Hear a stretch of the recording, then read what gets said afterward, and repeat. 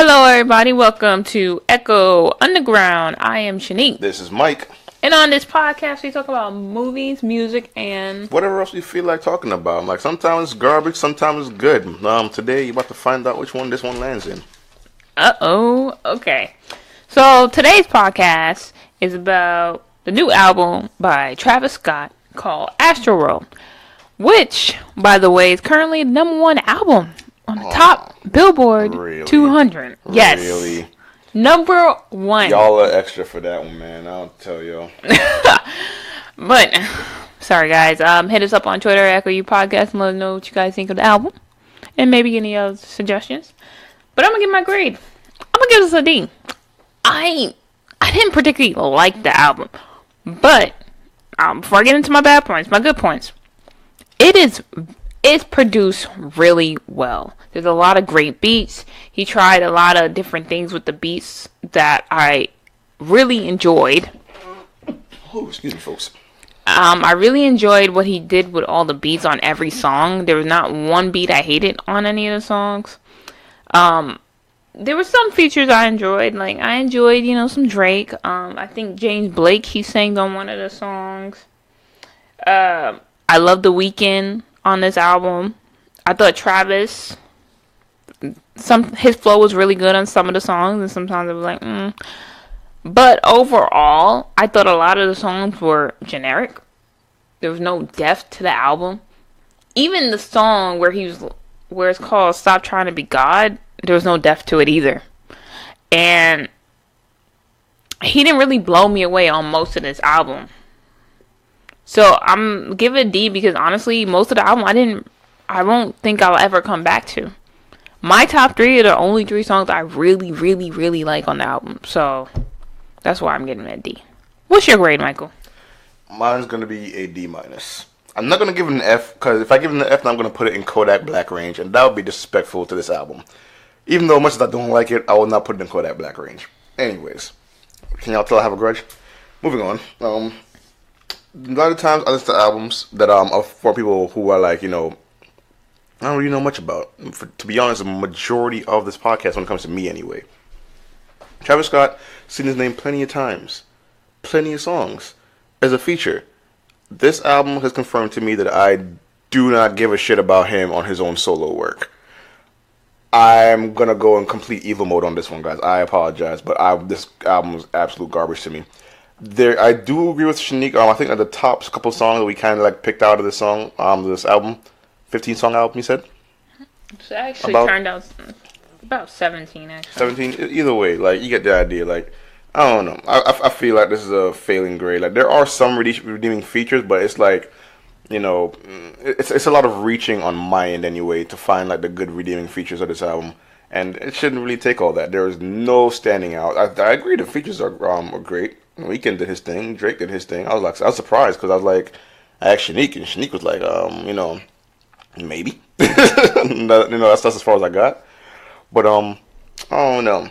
It wasn't a good first impression for me for a guy who has never listened to Travis Scott before on his own solo work.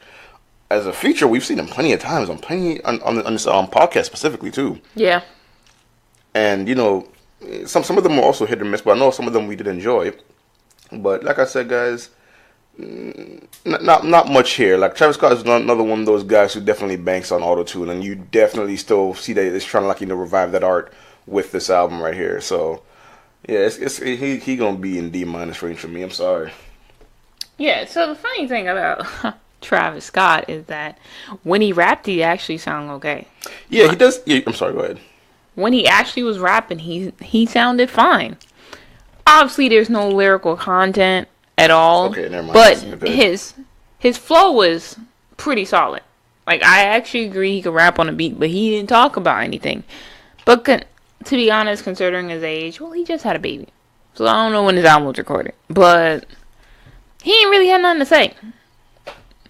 And yes. That's why he's #1 then. Fuck that. Fuck you guys for putting him in #1 for that. No, she's not the popular one. But she's a billionaire. Hey, they're all rich. But she's not the most famous one. And his song Sicko Mode is why he's #1. That was like a big hit. But what I know him as is the song that everyone really made him famous was Antidote. Right. And his last, and Rodeo, which was actually pretty solid. I think Rodeo is better than this, but some people might disagree. But he is technically number one, so shout out to Travis Scott. I don't know if you want to listen to the rest, because I don't think we're going to be pretty nice to you after that. I'm not. But let's get into my number 3. My number 3 is Wake Up featuring The Weeknd. Okay. It's a typical song about pussy being that good, yada yada, whatever. It's The Weeknd. I'm not surprised. But The Weeknd to me saved the song. I thought his vocals were really good. I love the chorus. I loved his verse. Travis wasn't that bad, but I was here for The Weeknd, and he was majority of the song. And I love the beat, and it was such a fun song. So yeah, Wake Up. What do you think of Wake Up? Now, before I start to get to some of my reviews, I don't know how to put this, guys, but I have pretty much the same thing to say about a lot of the songs on this album. So forgive me if a lot of my reviews are small. We're gonna have to bank on Shanique for this podcast, guys. Because I looked at my list again, I'm like, shit, they all pretty garbage. However, I'll get my tops though. My number 3 actually is Wake Up. Hey. So I think me and Shanique actually might be choosing the same top 3 here, and we've done this before. We have done it one or two times now. We've done this. So. Yeah. Sicko Mode, I thought the acoustics in this song were great, and I feel like they went this route because they realized that they're gonna, tend to the Weeknd style of music more so than Travis's, because Travis's, he has got like a heavier beat kind of thing going on. A lot of his beats do get creative, I'll give him that, but he has like a heavier kind of trap kind of beat. A lot of very like strong hip hop, very punchy kind of sounds. But then, when you hear a song from an artist like this, you're like, okay, this clearly isn't pandering to your kind of style of music. Maybe be someone else to make your feature look good, which he did a damn good job of. He made The Weeknd look good, and to be fair, I'll give Weeknd the credit too. Weeknd make The Weeknd look good, like he sang his heart out here, and he very smooth ass voice all the way through. The acoustics definitely helped slow down the pace of compared to the other songs on the album, and he was excellent. Like, Weeknd's one of those guys who he's pretty controversial and polarizing when it comes to his fan base, but I think this guy is a good singer myself. High pitch and all that stuff, whatever you want to call it. And I feel like this song, he kind of landed in that really healthy gray area where I don't think much of us can really argue that he sounded bad. Or maybe hopefully no one just thinks that he sounds good because of the rest of the content of the album. But I think right here is like a healthy spot for him. Yeah, like my thing with The Weeknd has always been, I don't think he's a particularly good singer. I do. I'll give him that. No, when I think of singers, I think of like people who are really singing, and he's not doing that. But he can carry a tone. Mm-hmm. And he's kind of like Janet Jackson. Janet Jackson's not like a really great singer, but she picks songs that fit her voice, and she sounds good on it. So it's like, that's kind of how I feel about The Weeknd. Even though I can't tell that's his real voice, because I've never heard him sing live. And some people, when they sing live, they all of a sudden sound different from the studio. Yeah, they also have the alterations going on with the mics or whatever. But hopefully he sounds better than Jeremiah. Because he sounds horrible live. But hey. I like Jeremiah. I know Ray J wouldn't give a real problem with. That was bad. I could be shady and like share that video of the live performance, cause that shit was bad. Yeah, she showed me, guys. I can actually vouch for this. Like, it wasn't pretty. It was not good. Like, One Wish isn't even a well-sung song, but he made it sound worse, and I didn't know that was possible. Yeah, that's one of his biggest songs, to be honest. So that's why he should have sang, but he didn't sing. He making Brandy look bad. How is your sister one of the best singers who ever touched the mic? And you sound like that. But it's okay. Talent isn't genetic. I was about to say, like, hey, it's not in the blood, guys. It's in the effort. My number 2 is Sicko Mode. Okay, interesting. Go. It's featuring Big Hawk, Drake, and Sway Lee. Now, Sway Lee, I admit, didn't do shit on this. He's not why I'm here. Actually, I'm mostly here for Travis, but I thought Big Hawk was good as well. It's a very fun song. I see why people love it. It's a nonsense song, but it's so well produced, and it has so many different elements that it makes it a really good song. Drake's bars were average in my opinion. It wasn't like good, but it wasn't bad either. It was just like, all right, this is how much effort I'm gonna give you on this album. And it matched the tone of the album, which I don't know if that sounds bad or not. But yeah, Sicko Mode was just a really great song for me. So yeah. What do you think of Sicko Mode? Sicko Mode is going to be my number one, actually. Hey! So, and I'll admit, I really did like the song. I do like the fact that they started out with Drake as well. Like, I kind of agree with Shanique. Like, they didn't, like, put Drake on, like, this super high position of, like, talent on the song. Which it didn't really need to be. To be honest, the fact that Drake was there was enough to be like, okay, this, he's got some star power behind the song, and that's pretty much what he was there for. He sounds good to intro the song. I'll give it that. And I will even admit that Travis sounded probably the best on this one song here. Like, I feel like this album is a single followed by some static noise or whatever, but whatever. The song was actually pretty good. I do like Big, what's his name, Hawk, you said it was? Yep. He was alright. Sway Lee, I think we covered Sway Lee recently. A little bit on someone else. No.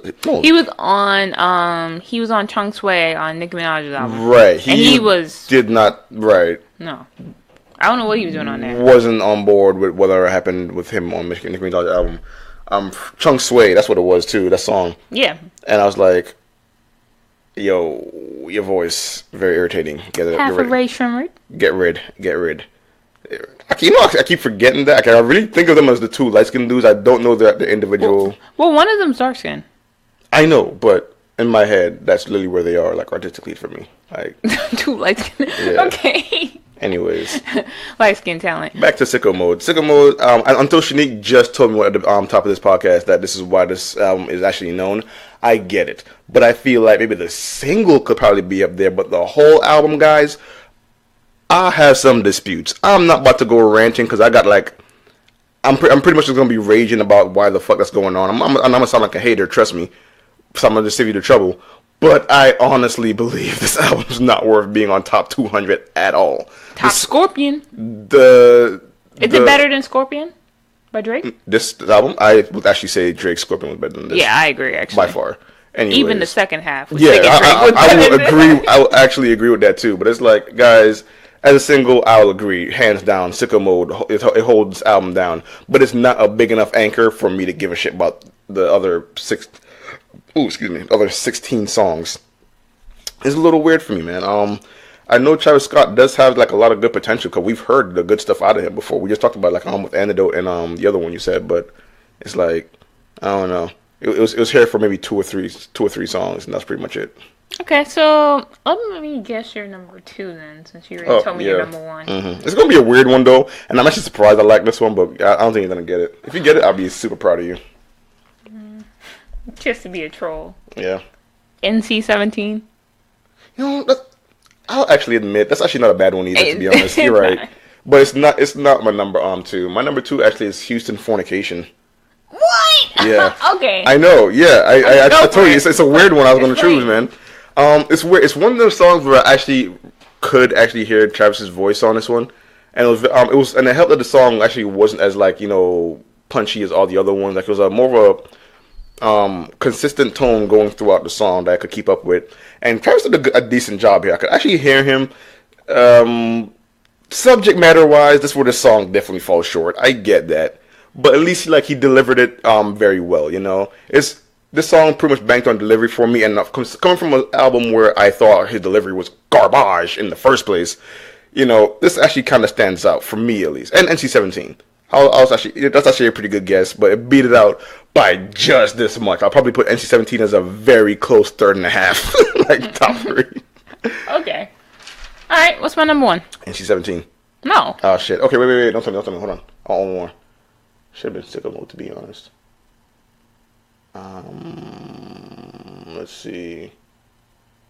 I actually don't know. I'm surprised you don't know. It's one of the few songs where he's actually rapping on it. What is it?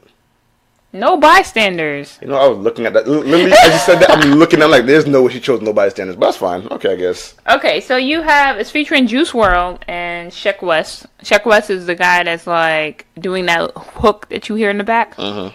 I loved his part. The first verse of this song with Travis was so good. It's probably one of his best verses on the entire album. And the hook was really good, and it's catchy as shit. Now, Juice WRLD, he another little yachty to me. I just can't with him. But he didn't ruin the song because he was mostly used as backup. He wasn't the whole song, right? Yeah, he was. So Travis carried his song, and then he uses features as backup to the song.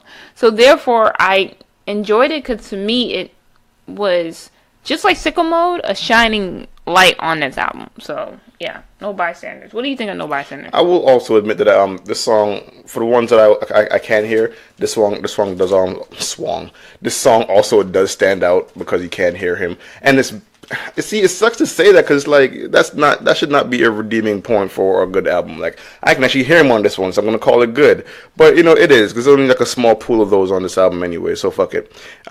His features there. They're there, I guess. They performed their part, and they actually did contribute. Not a super standout for me. I will say that Travis's actual bars were fine here. I'm not excited about it as Shanique is for number one. I actually still place all like 3.5 of mine at number one. Sorry, I'm above this one, but you know, I'll admit it might have some replay value, and you know, in the future. Okay. All right. So since we both gave this album a low score, what's the worst song on the album? Oh boy, I kind of want to say the first half of that first one, Stargazing, was actually pretty garbage. Coffee Bean was also kind of garbage. Pick one. Oh boy, I'm gonna say I'm gonna say the opener, Stargazing. All right. So why is Stargazing, in your opinion, the worst song on the album? This is where if a song starts off with like 200% auto tune, it's not gonna be good. Don't get me wrong, the last half was a good little pickup, but it still like wasn't good for me because it set such a really shitty tone that like I couldn't really like, you know, get into it at that point. And the worst part, it wasn't even the last half because the song was like 4.5 You're right. minutes. It's like the last like maybe like verse long or something. Yeah, something like a verse long or something like that. Barely maybe like a hook in like the last part of whatever creativeness you want to put into it. But yeah, like it was way too much. I was comfortable for a second when this album started, and my brain immediately started tuning out, maybe like song 2 or 3. But I was still keeping up with what's going on. But like this song right here came on way too heavy with the autotune, and I shouldn't even be surprised because I know he's like a lot of times we do hear Travis Scott, we do hear him using autotune a lot, but this was like overkill, and it was not okay. Like it was to the point where like I thought this was like, you know, Future's not well done clone. And to be honest, Future in himself probably doesn't even, you know, use autotune very well. And this is like proof that this art needs to die. Like, I'm not a fan of autotune. It's very rarely tastefully used. And sometimes I'll admit it is. But I'll have to really dig through some nook and crannies to find a good song with actual good autotune in it. This was not good autotune. And it set the pace for me for the rest of this album, which it actually unfortunately kept up with. So I was like, nah, this one garbage. So, when you say autotune, you mean like how T-Pain uses autotune? Because autotune is in majority of music today. Yeah, I agree. Yeah, it doesn't change my opinion one bit. A lot of it is not tastefully used, is what I'm saying. I'm talking about like when you, even the one, like if you hear like singers, you know the stuff they use to make it crisp? Yeah. That's autotune too. Listen, I get that. Compare this to the singers you're talking about. I'm saying it's overly done. You can have it done very subtly. I agree. And like You're talking about this in rap in general. In rap, it also does anyone any favor. For singers, I can get that because no matter how much autotune you use, it's gonna fall back on your voice. Bad singing plus autotune is gonna stand out, no matter how you try to look at it. With rap, it's really all you have, especially when you turn the knob all the way until like the damn thing clicks and breaks off the soundboard. Then that's bad because I'm really sure that's how this felt to me. You can call me exaggerating in the comments or whatever, but this was not okay for me when this song started off for me. So that's really why it's number one as my shittiest song on the album. And normally I don't even pick shitty songs anymore. This one honestly stood out. That's how bad this one was. All right, the worst song for me on this album is "Can't Say" featuring Don Toliver. Okay. It's all the way at the end. Yeah. He was bad. His autotune was worse than Travis. It was on Young Thug level of bad. Yeah. And it was annoying and it hurt my ears. As for the other one that you picked, which was what the first one, Stargazing, mm-hmm. It's not the best intro. The autotune was a little crazy, and then he had a crazy ass beat that had autotune in it.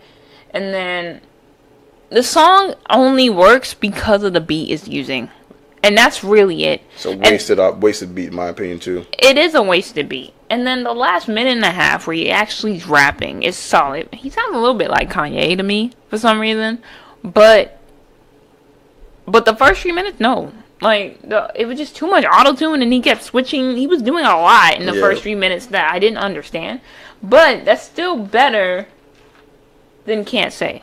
Yeah, Can't Say all the had way no through, redeeming right. All the way qualities. through, Can't Say did that, but yeah, I think I could agree with that, to be honest. Alright, Because one thing I want to say too, while you're on topic of this, there are a couple songs where I think we both noticed this as well, where he does like this beat switch in his songs. Sometimes it works in his favor. A lot of times I see that it didn't, because I felt like if you use it on here and there, it's fine. But for this first one, I definitely agree it didn't work. Like, I don't know, it happens again. it happens a lot. I think almost every song. Yeah, but I don't know. I think it was like a bad, in my opinion, production flaw that they should have looked over. Like, just keep the production solid and leave it to one song. Don't try to fit a 30-song album into one album, into a 50-song album, by cutting everything in half and just making the second part of the song a different song. Like, because it's weird. Even the flow changes on the part where it switches, and I'm like, I mean, but you know what? That's kind of been like a trend in rap, and Kanye does that a lot. Yeah, but it can be done right and it can be done wrong. Yeah. I feel like this one has not mastered that craft yet. That's my thing. And sometimes the beat he switched to was better, and I was in the first one, I will agree. In the first one, much better beat. I mean, I don't think his bars were anything to write home about. No. But I think that the beat itself was a lot better. I'm so glad he didn't put auto-tune on that second one, because the first one was okay too. The first one was okay. The second one was really, really good in my opinion. But if he had auto-tuned that second half, I'm just like, you just did not work with the tools you were given, and you just said fuck it. I'm just going to use this all the way through. But it's what it is. Alright, next song we're going to talk about is Carousel featuring Frank Ocean. Mm-hmm. Which, by the way, Spotify does not have the features listed. So I had to look it up. I was like, once Drake was on here, I was like, I think we're missing people. Right. But the build-up to the beat was good. It had this build-up to the actual beat of the song. He's about to start. I was like, alright, this might be different. Then it actually started. I did not like the singing. Again, Travis sounded like Young Thug, or that could have been Frank Ocean. I don't fucking know. But the singing on this song was trash. So trash. And honestly, I wouldn't have cared about the song if the beat wasn't that good.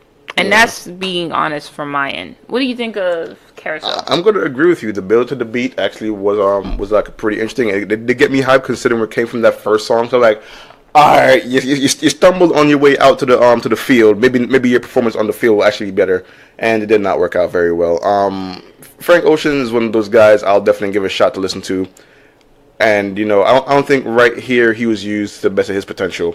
Travis, now that I got a first glimpse of his talents in the first song, I was like, well, I knew what I got myself into now. When the first song sucks, I'm just like, you have potential to make this a very garbage album. However, it's only the first song. When the first two songs suck consecutively, I'm going to start picking up on a pattern. And exactly what Shanique just said was exactly that pattern. The singing was really fucking atrocious in this song right here. The pacing of it was alright. It should have worked, because I feel like Frank Ocean is kind of an area where he can show off his talents in. But I feel like it was just, like I said, just very irresponsibly used as far as what he can do right, but it's whatever. Next one, R.I.P. Screw, featuring Sway Lee. Just no to this song. The auto-tune on the hook was alright. It's a little much sometimes, but it wasn't that bad. There were barely any lyrics. I swear there was no lyrics in this song. Mm-hmm. I don't even know what Sway Lee did, except for maybe two bars. Not even 2 bars, 2 lines on a chorus, I believe. And that's about it. And this is one of the few times I would say he was wasted on this track. If he wasn't here and you just sample someone, it would be the same exact song. Yeah. He brought nothing to this track, but also Travis didn't allow him to bring anything. Again, this is another song, depends on the beat. Because the beat was really good, but it was just wasted. And to be honest, the song leaves nothing really to be desired, if I'm being completely honest. What do you think of R.I.P. Screw? Now, I'll give this song. I mean, I don't got nothing. It's not going to necessarily be like a positive on it, but I'll at least say that this song ranged from bad to okay. When the actual lyrics came in, at least like there was some carry to it. It was not going to redeem the song itself, though. Sway Lee, I agree. I completely forgot until you told me while you were looking it up. I think that Sway Lee was in the song, and I'm like, I remember Sway Lee from Chung Sway. I don't remember hearing them very much. I remember not liking them in the first place anyway. So I'm like, even if I did hear them and I knew what they sounded like, I don't think it would have changed my opinion all that much. I think I would have still been at square one saying that the song is trash. So we have that going for us. Now, Travis, actually, when the song kicked in, when he kicked in on the song, the song was like instrumental or just music at one point. Yeah. He at least had some carry to it. He did still sound like Travis in the early parts of this album, which still was not good. But I didn't hate it, but it only went as good as okay. It never got to good, great, or like mind blowing or something. It was just like literally, I'm not gonna complain, but I'm also gonna miss this in the future. Next song is probably, in my opinion, one of the biggest disappointments. It's "Stop Trying to Be God." Yeah. Featuring James Blake, Kid Cudi, Philip Bailey, and apparently Stevie Wonder. I don't know what the fuck Stevie was on this, but I'm pretty sure they just sampled him and had to credit him for the song. Right. The singing was really good. I think that was James Blake, because it didn't sound like Kid Cudi, and it didn't sound like Stevie, and I don't think the other guy sings. But either James or Felix, whenever they were singing, that was the best part of the song. The beat was really good, but the bars were so lame. Like, you wasted all that good singing and a good beat with these whack-ass bars. So, disappointment. What do you think of "Stop Trying to Be God"? Earlier in this podcast, you said that there's a lot of wasted subject matter in a lot of these songs. I think this one is one of those where we're like, this is probably my ideal poster child for that statement right there. You have like granted, I don't know some of the names on the feature list right here. This should have worked. Like, it's really weird. I agree. Maybe Stevie was just sampled. I'm not sure. I have not confirmed what he contributed to the song. And it's honestly a weird team up, to be honest, that Stevie's even on something like this. Because I hope Stevie listened to the rest of the song, was like, the rest of the album, and realized that this might not be something that he could stand out in. But whatever. I guess they got the rights to the song somehow. But with a cast like this, I thought something else was going to come out of this, because Shanique told me and she sounded excited about it, and I was like, oh shit, here come the real album. And then we're back at square one. So that's pretty much where I'm at with that song, for real. Next up, Skeletons featuring Pharrell, Tame Impala, and The Weeknd. There was some good punchlines by Travis on this record. Again, great production. The hook was really good. But it was really short. And honestly, they weren't talking about anything. And before I knew it, the song was over. And I was like, okay. Yeah, and I'm not even mad about that, to be honest, this part in the album, too. Cause, wasted potential. Yeah. Wasted potential. I think there's...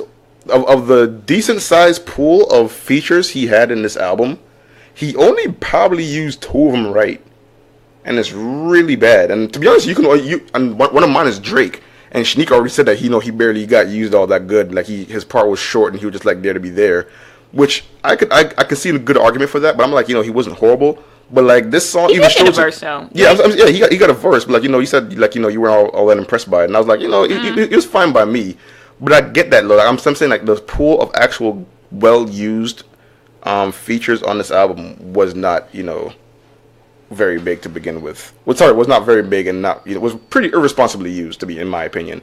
And I'm like, this on star power alone, even for the ones I don't know the names of, you could have made that work considering the quality of the rest of things here. But whatever, we'll just go to the next song. I'm gonna start ranting again. 5% TNT. No, just no. Cancel. This song is canceled. This is the hell no. Nah, the beat's good though, and then some random nigga in the background who I'm like, who you? Other than that, no. Just no. This song's not good. This song... Now, I know trap is mindless, but... This song is mindless and boring at the same time. Because it's so much of the same that you don't even care. Yeah. So, no. Anything else to add? I got nothing. Alright. You already took it from me. I'm gonna start ranting. Next thing, NC-17 featuring 21 Savage. 21 Savage is funny as shit when he raps, and I don't think it's on purpose. Like, I listen to his lyrics and I laugh. I had to actually look up his lyric because I was so blown away by his verse. Yeah. Which, let me get it right now. Because I actually did look it up because it was that bad. And I'll read it. It says, 3 main bitches thinking they my main bitch. 21. Hit the club and swap the hoes I came with. Straight up. Don't you come outside. We on that gang shit. Straight up. Had to switch my t-shirt cause she stained it. On God. Had to buy a visa. She from Moscow. 21. Fucking around with Travis, you get crossed out. Used to be on that nigga off now. He off now. I done got so rich, I St. Laurent my dogs now. Straight up. Earrings cost a quarter, certified by Gia. 21. If it's about my bae or about some smoke, I'm on my way. Skirt. Your bitch gave the Kid Cudi, but I'm not signed to Ye. On God. I nutted on her cheek. Her new nickname is Babyface. 21. Yeah. Good stuff. Yeah. It's so funny to me. I would never think that in the day of music, like, I'd see Stevie Wonder's name as a feature on the same album where 21 Savage is a feature with a verse like that. And I'm just like, I don't know. I'm sorry. Maybe he's a good producer for like other people or something like that. I don't know what else he does to be actually like famous among these people. Why you got trapped so hard? I don't know, man. That was just weird. I mean, NC-17 has its redeeming factors in it, wrong, because it's like everything else but 21. It's a well done song, right? It's a well done song, minus that. And to be honest, like, I'll agree with Shanique. He's not my favorite guy, but when I hear him in a song, sometimes it's actually just like, in a funny way, I'll actually like listen to him. Like, he's so garbage that he brings me entertainment. And you know what? Here's the positive thing about 21 Savage. I actually thought his flow was fine. He rode the beat correctly, but he had nothing to say. Yeah. And when you have that baby face on, yeah, I was just thinking about that. You can't. Like, oddly enough, it's a interesting metaphor. It works. It makes sense, but why?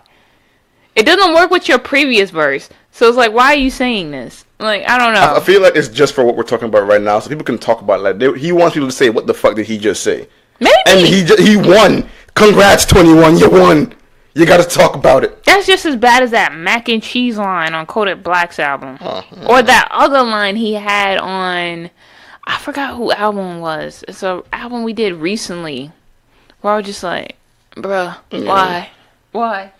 But next one, Astro Thunder. It's an okay song. It doesn't stand out for me, but it's not bad. I could listen to that again. It's not my favorite. What do you think of Astro Thunder? It's a miss to me. It's another padding song. Like, this whole song is this whole album is a padding, full of padding songs anyway. No really like standouts to me. I could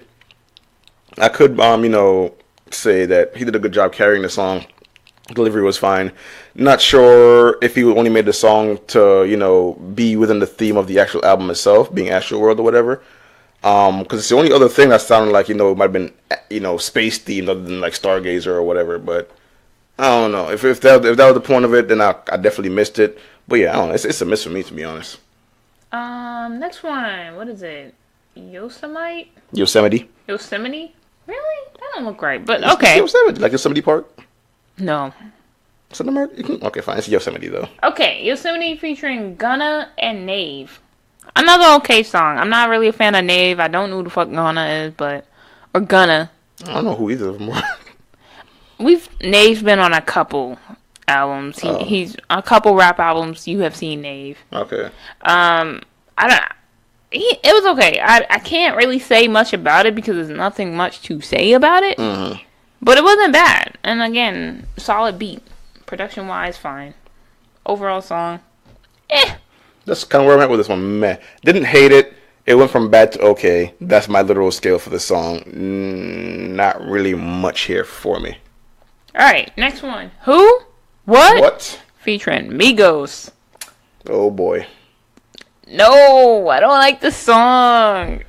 go for it. If you guys already heard our podcast on Migos and you've made it 34 minutes into this podcast, then you'll realize that this team up right here was like a recipe for fucking disaster, and it kind of was. Migos, Shanique knows their names. I don't. They're all just Migos to me. They all suck.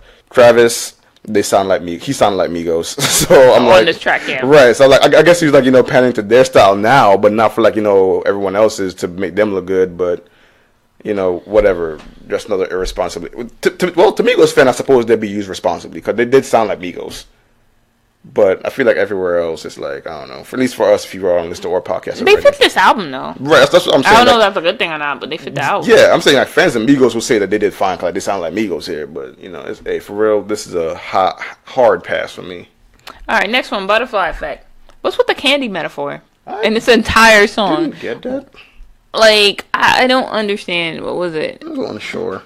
And I know what the butterfly effect is. What the hell did it have to do with the song? Why is it named Butterfly Effect? Maybe there's something in the lyrics that we just missed out on. Because I was listening to it. Don't get me wrong. I was still tuning out the album for most part. Because I'm like, I already had like a scale set for myself. But for this, I was like, it was all question marks. I didn't really get the context for this one.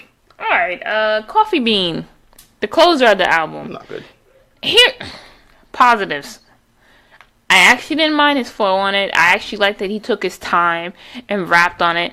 But he had nothing to say. Pacing is all he had going for me as well. That's where I'm done. I like the beat too. I like the beat. Because I like that it was chill. But it made you listen to his voice. And therefore, you heard everything more clearer. And I don't know if that was a good thing or a bad thing. But I didn't mind it as a closer. I just thought it was kind of boring as a closer. I would, as much as I don't like Houston Fornication, I probably did it on that one. Yeah, I thought Houston Fornication was a closer. I'm like, I literally had it in my notes for like 2 seconds. Oh, decent closer. Nope. Then I was like, fuck. Nope, Coffee Bean. I was going to give you at least a regular D. Now I'm like, fuck you. I'm going to give you a D minus now. Yeah, it wasn't the best closer. It was kind of too boring for me. But at least he let his rap shine. Right.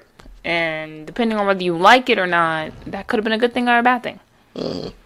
Closing remarks? Garbage. Damn. Alright. My closing remarks is, I don't think this album is for me. I really don't. This is an album if you don't like lyrics. You know what I mean? Like, there's lyric people and there's music people. Mm-hmm. Lyric people listen to the lyrics and are like, and it will make or break a song. A music person be like, yeah, these lyrics aren't really that great, but I love everything around it. Even if you're both, you're probably not even going to like, I think a music person would enjoy this album more than a person who likes lyrics. Yeah, I agree. Because there's nothing there lyrically. It's complete, very empty, dense. Mm-hmm. But, it's whoever his production team was did a hell of a good job on it. But I just felt like he wasted a lot of potential he could have had on this album. Features were absolutely wasted. I'll definitely give it that. And to be honest, I can't blame Travis for that. I'll just blame the actual album organization for that. The actual flow that they were trying to aim for, the actual sound they were trying to aim for with each feature. But in my opinion, like I said, Weeknd and Drake might have been, and even though Drake those are the best ones on the album. Yeah, I would say that's pretty much all they had going. Out of the maybe 8 names or 9 names almost. Yep. That are already on the album. Some of them were 4 names at a time. I'm like, all right, chill. Well, something else should have came out of this, and that's really disappointing to see that nothing did come out of this. So. Yeah, but you know what? Shout out to Travis. You're number one. Everyone's loving your shit. Not everyone, but a lot of people are loving your shit. And you did your thing to them. Not to me, but you did your thing to them. So, shout out to your number one. Good job, I guess. But, in my opinion, closing remarks, this is not an album worth buying. I'd say stream some of the songs, but I would not waste my money on this. I wouldn't buy this. Get sicko mode, that's my opinion. Yes. Get my top 3. Those are good songs. Yeah. And I think I liked every song you picked, except for maybe the Houston one. But either way, check out all those songs. And I have nothing else to say. I don't think there is anything else we could say. No, not really, guys. Just check that. Like I said, just check the album out for yourself. Maybe we went too hard for it. Let us know in the comments. Yeah. Maybe we're looking for things that we weren't supposed to be looking for in an album, even though it was on the album. But anyways, like some people, like, you know, they do like say you can't criticize an album on X, Y, and Z. But if it's on the album and we hear it, we go in on it. Exactly. It's, on rap, I do the criteria. same criteria for all rap albums. Right. I don't care about the artist. But closing out, hit us up on Twitter at Echo U Podcast. Let us know what you guys think. You can also find us on many podcasting apps and all social media sites, all under Echo Underground Podcast. And we'll see you guys next episode. Bye. See ya.